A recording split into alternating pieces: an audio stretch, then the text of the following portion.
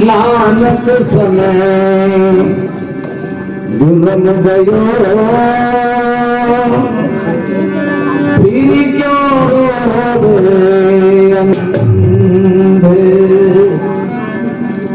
जब समय निकल जाता है खेत खेत में भागरे क्योंकि बड़ा अचेत और जब चेत कान हो जब चिड़िया सुन गई। सदगुरु कबीर साहब जी के पास में गई हुई 10-20 माताएं जुड़ करके और उन्होंने जाकर के कहा होगा गुरुदेव हम पहाड़ों की चोटी पर तो नहीं जा सकते और गुफाओं संग्राम में घुस करके भजन नहीं कर सकते, हमें तो ऐसी साधना बताओ कि जहां हम रह रहे हो वहीं पर हम बैठ करके अपना ध्यान और भजन करते हैं। तो कबीर साहब जी ने कहा मेरी माता हो जैसे तुम अपने घर को बाहर से और भीतर से ध्यान बुहार करके रखती हो ऐसे तुम अपने हृदय मंदिर को ध्यान बुहार करके रखते। और जहाँ सा घर कितना अच्छा लगता है, भले छोटा सा घर हो लेकिन सारा सामान क्रम से लगा हुआ हो, जूता चप्पल एक जगह रखे हो, खटिया एक जगह रखी हो, वस्त्र खरीद किए एक जगह रखे हो, बर्तन धुले बचे सब एक जगह रखे हो, फिर देखो अच्छा जूता चप्पल चौका में डरे हो, चौका के बर्तन नारी में पड़े हो, खटिया उनकी सूखी पड़ी हो, उनमें कुत्ता बिल्ली घुस रहे हो बिस्तर में, कैसा लगेगा वो घर? कोई समझदार आदमी आ जाए वो कहने से कैसे जरूरी आदमी। इसलिए मेरे भाई बहनों सदगुरु कबीर साहब जी ने कहा मेरी बहनाओ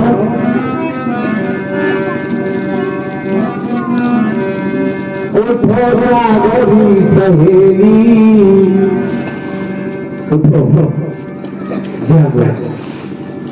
आप सोच रहे होंगे महाराज पहले चलेंगे तभी तो उठेंगे, नहीं ये आध्यात्मिक विषय है।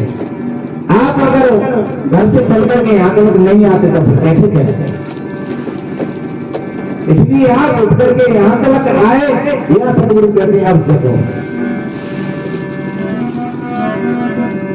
उठो जागोरी सहेली हो बुहार डालो अंगना जागोरी मेरी बहना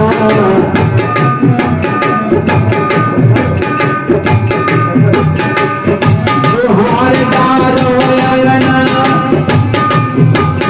बुहार डालो अंगना जागोरी मेरी बहना बुहार डालो अंगना जागोरी मेरी बहना बुहार डालो अंगना जागोरी मेरे भैया बुहार डालो अंगना। और कितना बढ़िया रूप बनाया है।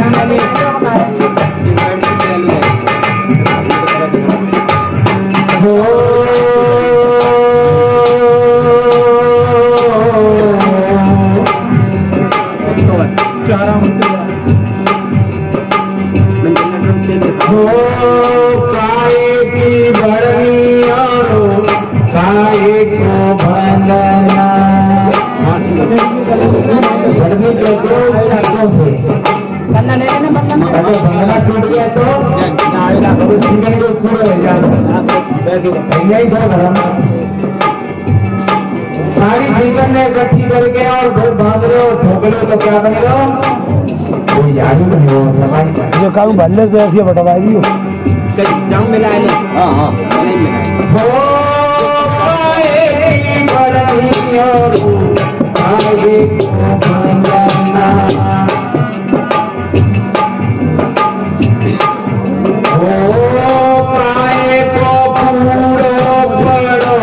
तेरे अंगना काहे को कूड़ो पड़ो तेरे अंगना उठो जागोरी सहेली बुहार डालो अंगना उठ जागोरी मेरी बहना बुहार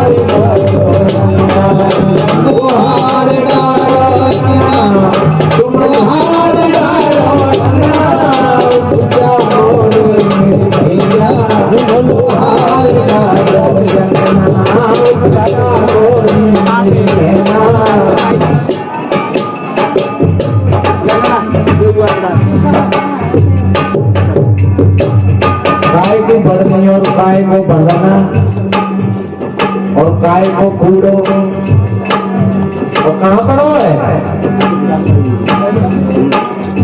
कितनी बहन बेटी अपने दरवाजे में बच्ची बच्चन बैठने को बैठा है, चल नहीं करेगा, नहीं घपका जाओ जाओ पकड़ नहीं करेगा।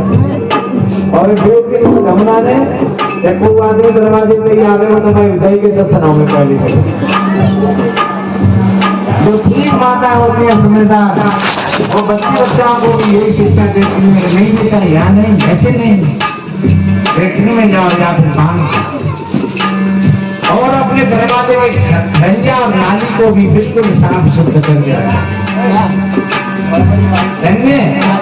जो लोग वहां पर से गुजर के जाते हैं तो कहते हैं भैया देखो गली किनारे कितने साफ सुथरे, किसी घर में जाते हो कितना बढ़िया सुंदर घर है।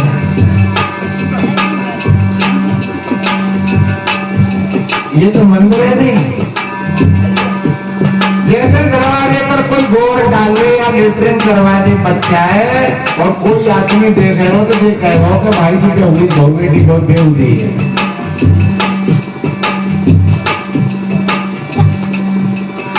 और कोई आदमी चलो चुका वहां हृदय तो घरों है, लेकिन कोई पान गुटका मसालो तमाकू खाएगा जब मुंह भर ले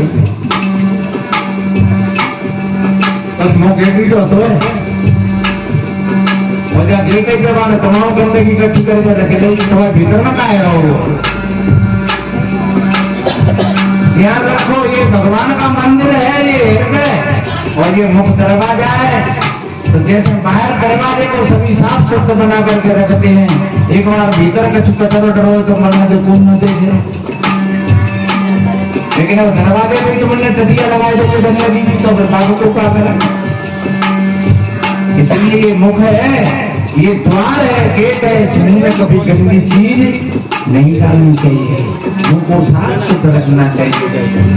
और जब मुख साफ सुथरा होगा आपके साफ सुथरे विचारों में आपका साफ सुथरा खान पान होगा, समझ लो आप एक अच्छे इंसान, चाहे बहन हो चाहे भाई।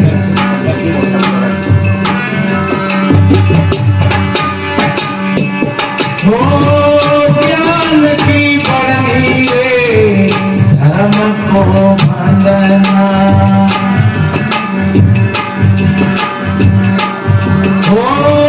ज्ञान की पढ़नी रे धर्म को बंदना, पाप को पूरो करो तेरे अनना, क्रोध को पूरो पड़ो तेरे अनना, लोभ को पूरो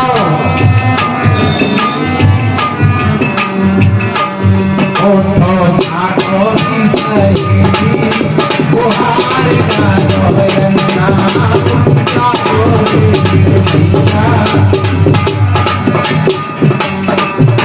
बुहार जागो रंगना, तुम झार जागो रंगना, जागो रंगना, बुहार जागो रंगना, जागो रंगना।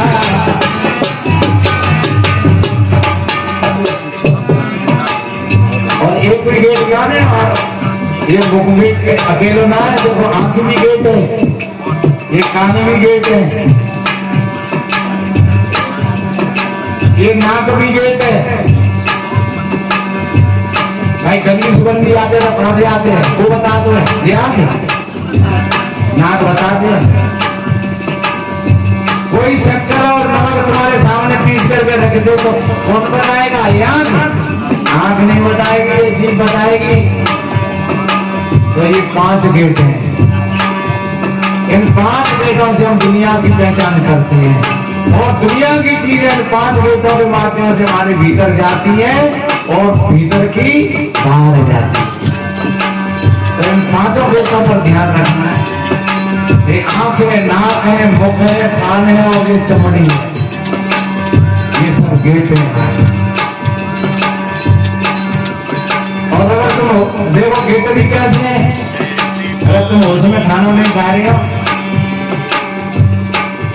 एक बाल भी अगर चला जाए भोजन में तो तुम्हारी जीभ बता दे। अगर तुम होश में हो तो, अभियोगी हो तो फिर तो शादी मछलियां नहीं मिल जाए। अगले का बदलता है।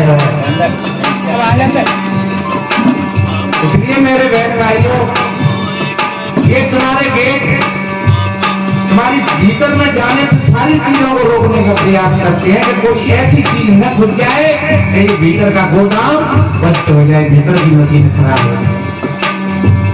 जैसे किसी फैक्ट्री पर चपरासी 5 गेटमैन होते हैं और वो देख देख करके तलाशी ले करके तब भीतर भेजते हैं। ऐसे ही हमारे जो गेटमैन आंखों से देखेंगे, कानों से सुनेंगे, नाक से गंदी सुगंध दे देंगे और तब कोई चीज भीतर पहुंचेंगे। लेकिन कब? जब हम होशियार हो, सावधान हो और होश में होता। अगर बेहोश में होता तो मकीन हो जाता। फिर क्या? इसलिए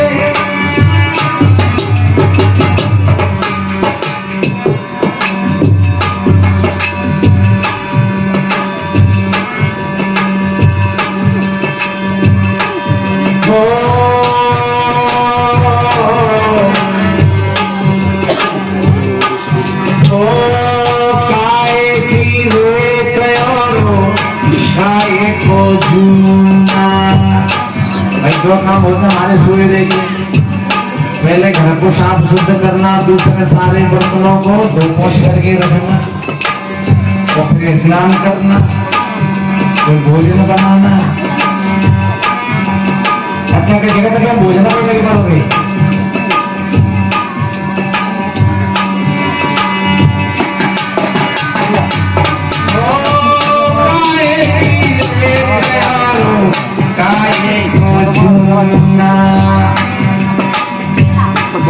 वो काए को पानी और काए को बसनवा, काए को पानी,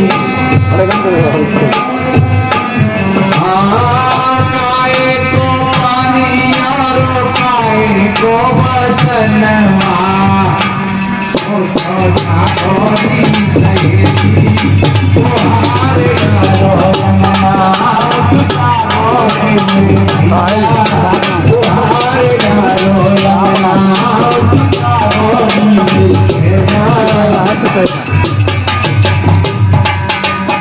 पैरा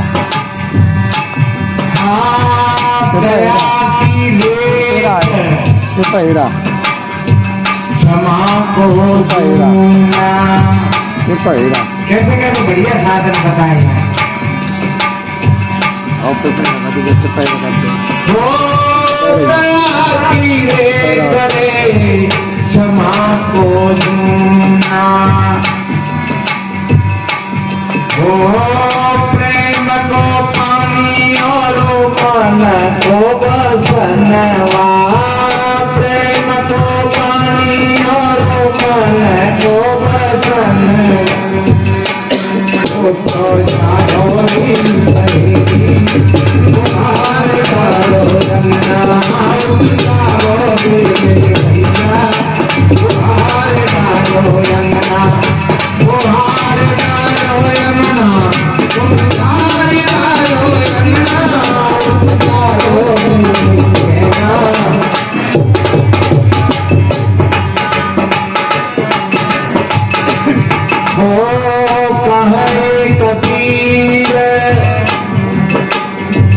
कबीर साहब ने कहा कि देना हो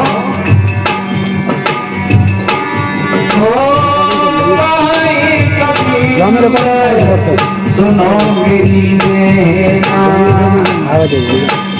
सदगुरु कबीर साहब ने तो उन बहनों से कहा होगा, और हम यहाँ पर आप सभी भाई बहनों से कह रहे हैं ठीक तरीका से सुन लेना। इस तरीका से अपने घर बाहर को झाड़ बहार करके पवित्र बना करके रखते हो तो वो घर अच्छा लगता है, सुंदर लगता है। ऐसे ही हम अपने हृदय मंदिर को भी झाड़ बहार करके पवित्र बना करके रखें और फिर आप करोगे ध्यान तो जैसे कोई पानी शांत है, बिल्कुल कोई सागर शांत है, न कोई हवा है न कोई तरंग है, और उसके किनारे पर अगर तुम खड़े हो तो उसमें तुम्हारा प्रतिबिंब, तुम्हारी छाया बिल्कुल साफ नजर है। और पानी हल्लो हो तो, पानी गंदा हो तो बस इसी तरीका से तुम्हारा हृदय साफ हो, पवित्र हो और ठहरा हुआ हो तो साक्षात हमारा आत्मा का साक्षात्कार है। तब आप अपने पास में हो और दुनिया की कोई चीज तुम्हारे पास में नहीं है। इसलिए प्रैक्टिकल करना, देखना।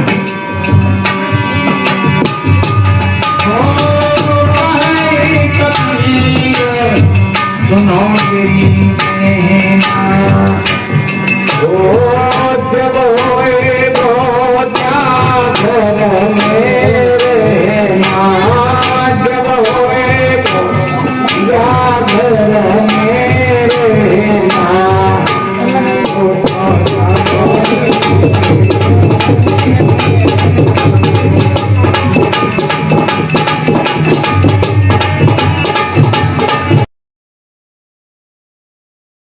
संत सम्राट सदगुरु कबीर देव, मुदमंगल में संत समाज, सभी धर्म प्रेमी सज्जन, शक्ति स्वरूपाएं माताएं और बहन, भविष्य के कर्णधार, वसुंधरा की गोद में खेलने वाले नन्हे मुन्ने प्यारे प्यारे बच्चे एवं बच्चियां, सभी को वंदन, अभिनंदन। बड़े ही परम सौभाग्य की बात है। देखो बच्ची बच्चा सभी यहाँ पर संतों की बातों को बड़ी शांत प्रियता के साथ सिमरण कर रही है। और वास्तव में ही अंधेरे में ही प्रकाश की जरूरत होती है। जहाँ प्रकाश है वहां प्रकाश की क्या जरूरत है? 4 लाइट लगी है, एक और लगाए तो क्या होगा? लेकिन जब बिल्कुल अंधकार है वहां अगर एक कहीं बल्ब जल जाए, 2 बल्ब जल जाए तो बस समझो बहुत कुछ हो गया। सज्जनों, वास्तव में ही संसार का प्रत्येक प्राणी अंधकार में है और उस अंधकार में संतों के ज्ञान के प्रकाश की बहुत बड़ी महती आवश्यकता है। अभी जैसे भैया बैठे थे, बैठने रहते, शायद कोई बात समझ में आ जाती तो आगे के लिए सुधार भी हो सकता था। और ऐसा कई बार ऐसा मौका आया, चांस मिले, पड़े, लोग नहीं आने दे रहे, नहीं बैठने दे रहे, और फिर बैठा लिया और वो आए और उनकी बातें समझ में आई और वो ठीक अपनी लाइन पर आ गए। जो कोई ठीक सज्जन है, संत है, समझदार बहन बेटी है, एक बार सत्संग में नहीं आए कोई बात नहीं है, लेकिन जो बिल्कुल अज्ञान की धारा में जो डूबे हुए, अंधेरे में डूबे हुए हैं, ऐसे ही भाई बहनों के लिए सत्संग की आवश्यकता है। तो सज्जनों, संत समझ आते हैं कि ये जो मानव शरीर मिला है हमको सुख और शांति के लिए मिला है। हम तमाम कथा सुनते हैं, रामायण पढ़ते हैं, गीता पढ़ते हैं और भी शास्त्र पढ़ते हैं, लेकिन वो बात हमारी समझ में नहीं आती है। क्यों नहीं आती है? कि वेद उदित बिन गुरु लखे और लागत लवण समान, बादल गुरुमुख द्वार है अमृत ते अधिकान। ऐसे ज्ञानों, रामायण, गीता, वेद, शास्त्र, पुराण, समुद्र का पानी कैसा होता है? खारा होता है, लेकिन वही पानी जब बादलों से गुजर करके आता है तो वो पानी मीठा हो जाता है। ऐसी जो शास्त्रों की वाणी है वो खारे पानी के समान है, लेकिन जब किसी संत महात्मा के माध्यम से, सत्संग के माध्यम से जब समाज में वो वाणी जाती है तो फिर वो वाणी मनुष्य के जीवन को बदल देती है और वो समझ में आती है। ऐसे ही जैसे समुद्र का खारा पानी बादलों की संगति करके और बढ़िया अच्छा हो गया, ऐसे ही बिगड़े स्वभाव के लोग भी संत जनों की संगति करके और वो अच्छे स्वभाव को प्राप्त हो जाते हैं। मैंने दैनिक चर्चा में भी कहा था कि मंजन फल पे किए तत्काला का कहो ये पे कब कहू मराला। बेटा उदम नहीं करते, देखो हमने तुम्हारी प्रशंसा करी है, तुम भाव में लग गए। हाँ नहीं हटाओ मत, बैठो आगे आगे जाओ। हाँ तो सुनो, समझो थोड़ा। कौवा से कोयल और बगुला से हंस बन जाती है। पक्षियों में कौवा एक ऐसा पक्षी होता है जो अच्छी चीज को भी खा लेता है और गंदगी में भी चोंच मार देता है। चाहे दाख, चिरौंजी, बढ़िया दौड़, अच्छा भोजन, और वो गंदगी में भी चोंच मार देता है। कितना उसको बढ़िया बढ़िया खिलाओ, लेकिन फिर भी वो मौका लग जाएगा तो गंदगी में चोंच मार देता है। और ऐसा ही हमारा और आपका हाल है, व्यक्ति का हाल है। अगर ऐसा ही करता है तो बढ़िया अच्छी अच्छी चीजों को खा पी करके दही दूध खाया, खीर खाई और अंडों की आमलेट चाट गई, तो वो कौन हो गए? वो है तो मनुष्य, लेकिन वो कौवा की श्रेणी में ही आ गई। सदगुरु कहते हैं तुम तो हंस हो। अगर ये बात समझ में आ जाए तो तुम हंस हो। तुम्हारे पास में बहुत बढ़िया अच्छी भाषा है बोलने के लिए, लेकिन अच्छी भाषा का प्रयोग नहीं कर पाती है। ये मानव शरीर है, साधनों का धाम है। रामायण कहती है नहीं, साधन धाम मोक्ष कर द्वारा और पाए न जय परलोक समाना। ये मानव का शरीर केवल खाने पीने सोने के लिए नहीं मिला है। ये मुख कितना सुंदर है। खाए के लिए, गाली देने के लिए या अंडा मांस खाने के लिए नहीं, अच्छी भाषा बोलने के लिए, अच्छा भोजन पाने के लिए। ये आंख कितनी बढ़िया है। आय के लिए, अच्छे संत महापुरुषों का दर्शन करने के लिए, अच्छे सज्जनों की संगति तक ले जाने के लिए। ये कांड कितने बढ़िया है, अच्छे संतों की वाणियों को सुनने के लिए, न कि गाली देने के लिए, गाली सुनने के लिए। ये हाथ कितने बढ़िया है।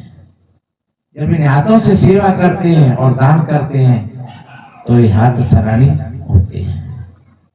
और जब ये हाथ किसी को मारे पीटे तो ये पैर कितने बढ़िया हैं अच्छी जगह पर जाने के लिए। और यही पैरों से हम चोरी कर ले जाए तो फिर समझ लो कि यही पैर तुमको नरक में ले जा रहे हैं, यही हाथ तुमको नरक में ले जा रहे हैं, यही आंख तुमको नरक में ले जा रही है, यही कान तुमको नरक में ले जा रहे हैं, यही मुख तुमको नरक में ले जा रहा है, दुख में ले जा रहा है। नरक का अर्थ दुख होता है और ये रामायण की बात है। एक भजन सुनाओ।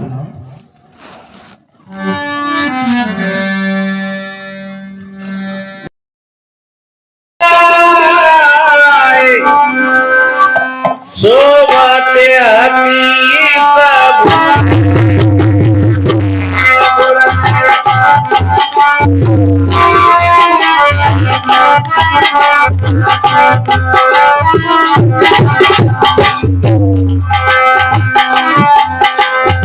मैंने कहा था पहले एक दुआ में, गुरु के सुमरण मात्र से नासत विघ्न अनंत याते सर्वारंभ में भावत है संसार। पहले उसका मन कहाँ लगा हुआ था? कबीर ये मन एक है, भावे जहाँ लगाओ, और चाहे गुरु की भक्ति करो, चाहे विषय विषय वासना में लगाए रखो, और चाहे सदगुरु की भक्ति में लगा दो, चाहे अपनी साधना में लगा दो, मन को एक है। वो बहन कह रही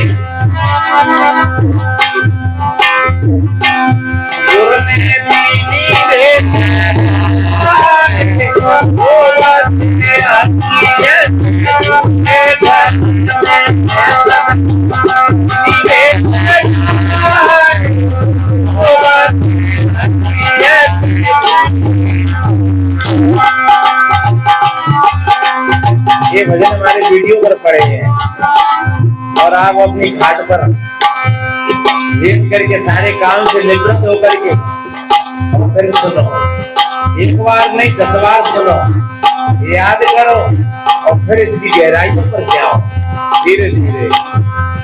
वास्तव में इसका अर्थ क्या होता है? इसलिए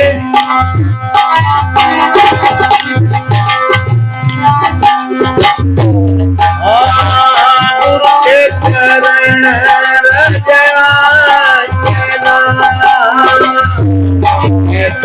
मेरा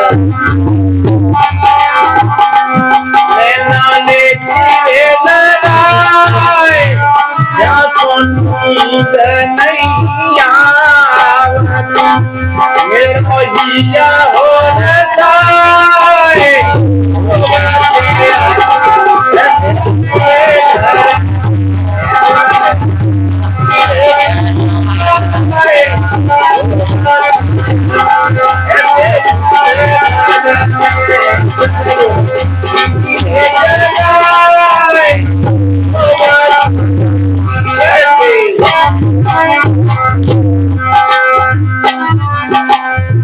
और बहना, अब तो मेरा मन सदगुरु के चरणों में लगा रहता है। अब तो मैंने सदगुरु के चरणों की धूल का अंजल बना करके और आंखों में लगा दिया है। तो इन आंखों की बात नहीं है, वो भीतर विवेक की आंख की बात है, जिसको हम तीसरा नेत्र कहते हैं। जो बताते हैं कि महादेव जी के पास में था, जब तीसरा नेत्र खुला ज्ञान का तो काम जल करके छार हो गया। तो ध्यान रखो, वो तीसरा नेत्र तुम्हारे पास में है। जिस समय तीसरा नेत्र खुल जाएगा, तो तीसरे नेत्र से ही आप काम को भी देख लोगे, आप लोग को भी देख लोगे, आप लोग और लोग को भी देख लोगे, आप अपने अहंकार को भी देख लोगे और आप अपनी आत्मा का दर्शन भी करोगे। तो तीसरे नेत्र की विशेषता है और वो कब खुलता है? वो सदगुरु की कृपा से। देखिए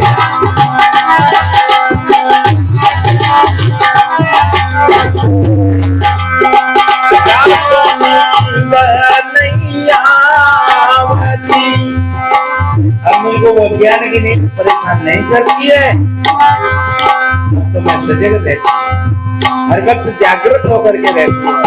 पहले मेरा चित्त उसे वासनाओं में जुड़ा हुआ था और अब सदगुरु के चरणों में जुड़ा हुआ। और देखो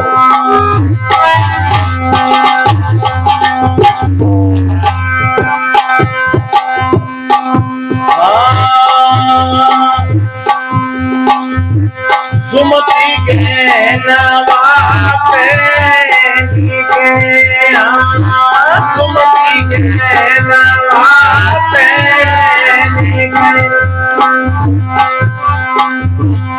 एक कुमति मेरे उतारी सुमति के नवाते कुमति मेरे उतारी सत्य मान भराए ये खुले धीरे जाए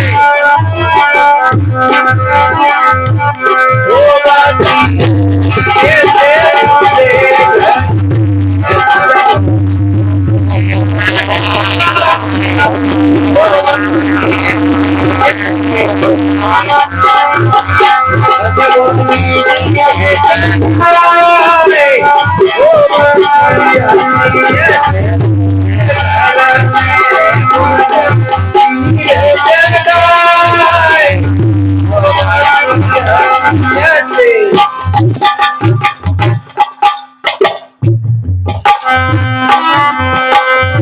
और बहना, मैंने सुमति के आभूषणों को धारण कर लिया और कुमति के आभूषणों को मैंने उतार करके फेंक दिया। देखो वक्त आएगा तो कल सुनाएंगे ये भजन।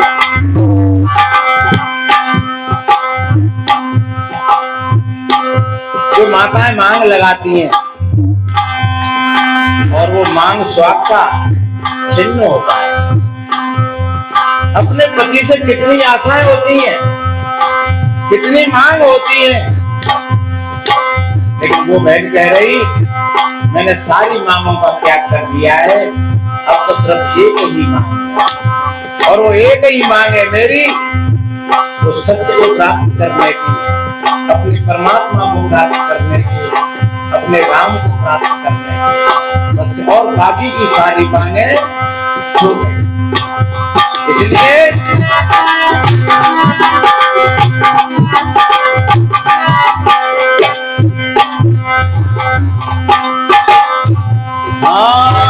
ज्ञान जीवन ज्ञान जीवन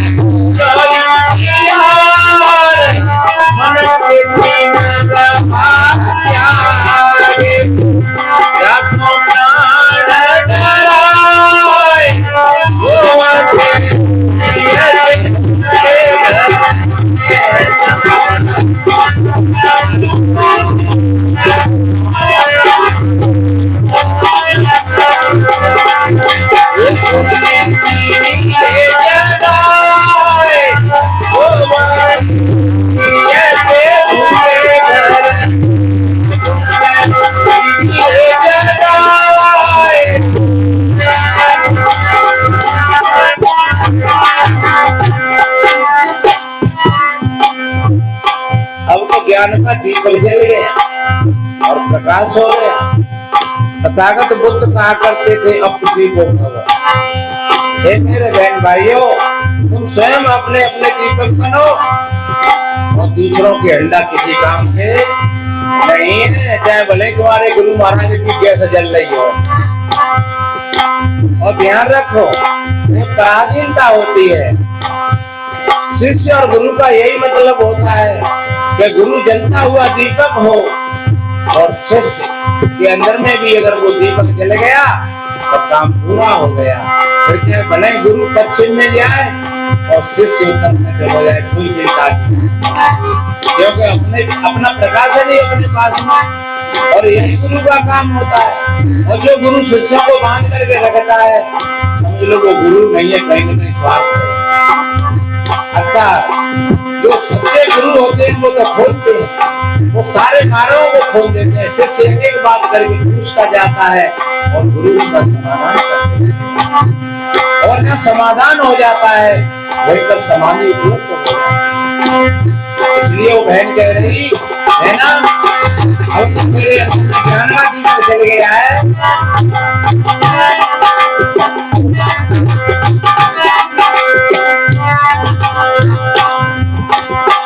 और अपने मन के चिरगवा, मन के चिरगवा का मतलब है मन का सुख। बीड़ी पीने का कितना सुख है, भोजन कोई बढ़िया सामने आया कितनी देर का सुख रहा, पति और पत्नी स्त्री पुरुष मिले कितनी समय का सुख रहा, शराब पी आपने कितना सुख मिला। ये सुख नहीं है, ये मन की चिरगवा है। और सज्जनों, ये मन के चिरगवा ही दुख का कारण बनती है। इसलिए बहन कह रही, बहन आप, मैंने अपने मन के चिरगवाओं का त्याग कर दिया है और मेरा हृदय भीतर से निर्भीक हो गया। अब किसी प्रकार की कोई भय नहीं है और कोई चिंता नहीं और कोई टेंशन नहीं। और देखिए,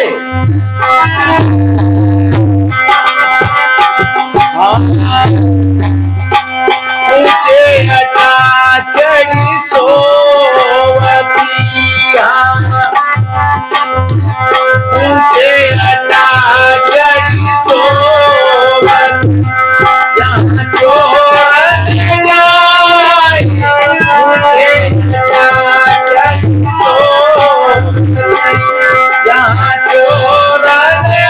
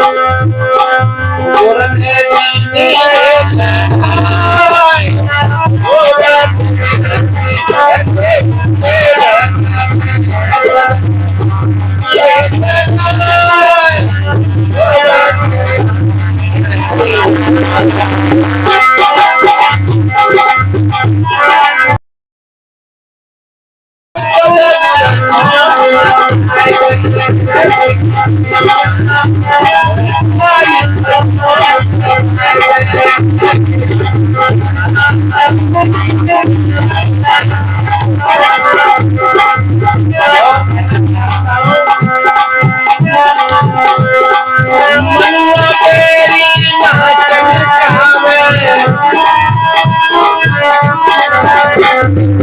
मनुआ तेरी नाचन चावे,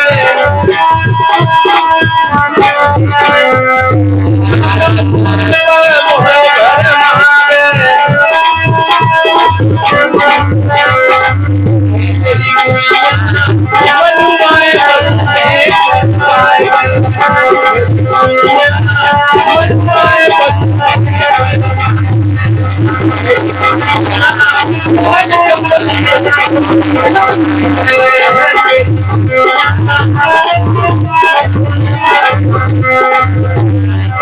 और बहना मुझे तो मेरा मन बहुत परेशान है। और ध्यान रखो, वो बहन कह रही कृष्णा तेरी परी पिछारी, नितौती बोझ ऊपर है मेरी कुमारी, नितौती रोज ऊपर है मेरी कुमारी। हमारे मन की कृष्णा हम आज से 20 वर्ष पहले हम अपने जीवन को देखें तब कैसे थे। कच्चे मकान होंगे और बड़ी परिस्थितियां होंगी, और भैया 25-30 साल पहले साइकिल कर रही पत्ती एक लेनी, और आज घर घर मोटरसाइकिल दौड़ रही, 4 पहिया की कार बुक कर रही, बढ़िया मकान बन रहे हैं, सबके गन्ने में पानी बिजली के बड़े बड़े साधन, लेटरिन बाथरूम सबको सम्मान, बढ़िया अच्छा खाना पीना। लेकिन पहले आदमी फिर भी ज्यादा सुखी था, और आज देखा जाए तो आज फिर और ज्यादा दुखी। पहले कितना भाईचारा था, कितना आपस में प्रेम व्यवहार था, एक खाने पर आधे गांव के लोग बैठ जाते थे, और अब तो भाई भाई भी नहीं बैठ पा रहे। भैया को अलग पिता कर लो, और बाप अलग बना। तो इसलिए मेरे भाई बहनों, साधन सुविधा तो बहुत बड़े, लेकिन ईर्ष्या और तृष्णा ज्यादा बढ़े। और पहले साधन सुविधा तो कम थी, लेकिन प्रेम प्यार ज्यादा था। इसलिए वो बहन कहती है ना,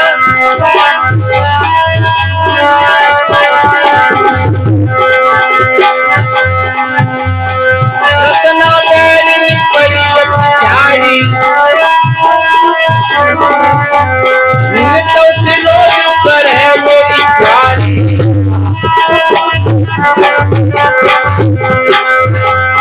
ऐ मेरी दुनिया कृष्णा सुखन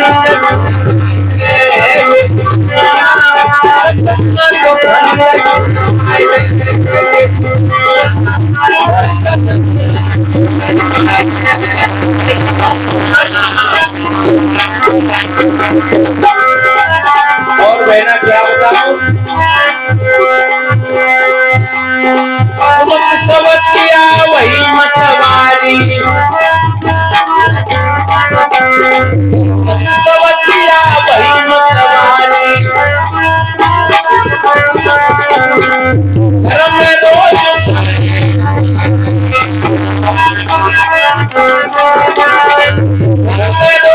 पड़े हथियारी,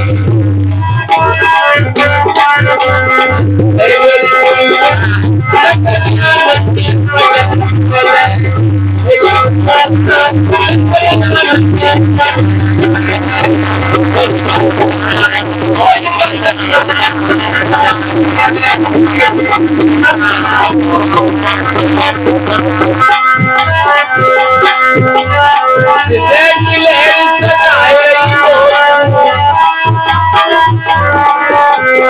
जिसे की लहर सतावे रहना में बतलाए रही हो, तेरी कुइया ने कयम ते पान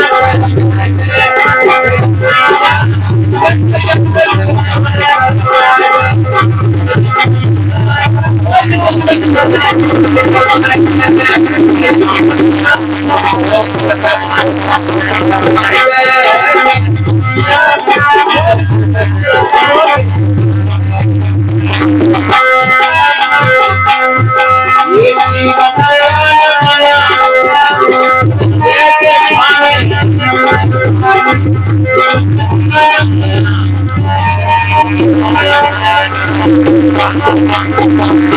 ये भैया चमक बिना कैसे लगे रसोई भैया चमक बिना कैसे लगे आपने सब्जी में प्याज डालो लहसुन डालो जीरा डालो बढ़िया घी में छौंकी और सारे मसाले डाल दिए एक चीज नहीं डाली कौन सी नमक है सब मामला ठीक हो रहा है ऐसे ही हमारे जीवन में सब कुछ है कोठी है कार है बंगला है बहू है बेटा है नाती है बंदी है सोना है चांदी है सब कुछ है लेकिन ज्ञान नहीं है तो मेरे भाई बहनों ज्ञान नहीं है तो फिर जीवन फीका हो गया जैसे बिना नमक की रसोई इसलिए वक्त आएगा तो कल निवेदन करेंगे Oh,